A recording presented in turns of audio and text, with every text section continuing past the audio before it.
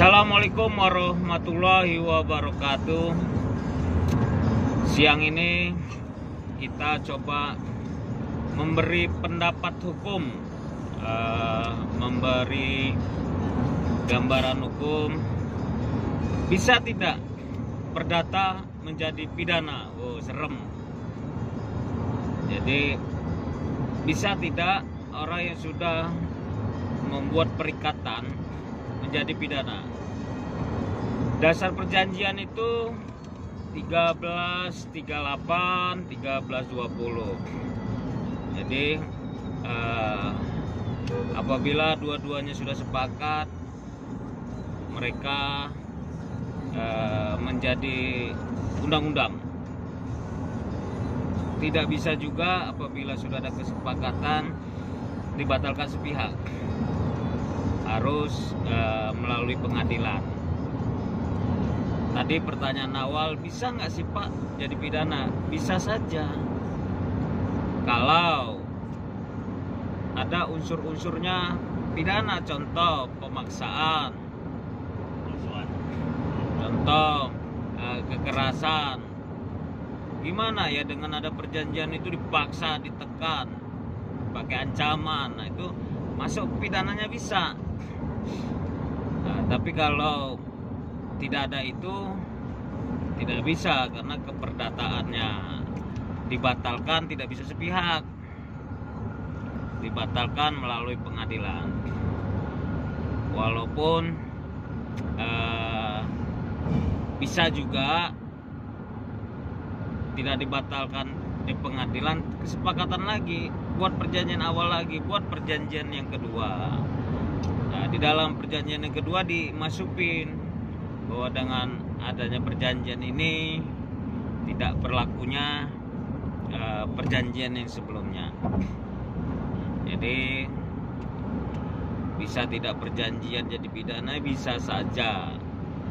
Syarat sah perjanjian itu apa sih? Itu loh, dia cakap, dewasa, cakap itu dewasa, tidak gila, terus sama-sama sepakat, dan lain-lain. Jadi banyak contoh. Di kampung saya ada orang utang piutang. Dia sekolahkan atau dia titipkan sertifikat, buatlah perjanjian, buatlah kesepakatan. Apabila pada hari H, tanggal, tahun tidak dapat membayar, rumah dan isi-sisinya dapat diambil oleh yang memberikan pinjaman. Sebenarnya tidak semudah itu bisa diambil rumah atau tanah sesuai perjanjian tadi, tidak semudah itu. Dia kalau tidak menepati janji atau ya tidak sesuai dengan perjanjian, itu namanya wan prestasi. Gugat lagi pengadilan, terus di pengadilan dibuktikan wan prestasinya apa, dia tidak menepati janjinya apa. Nah, itu juga tidak bisa begitu saja setelah menang, sumpamanya terbukti atau gugatan dikabulkan, tanah rumah adalah milik yang memberikan pinjaman. Tidak begitu juga, dia harus lagi permohonan lagi. Habis putusan itu permohonan eksekusi. Kalau pihak lawan atau terbanding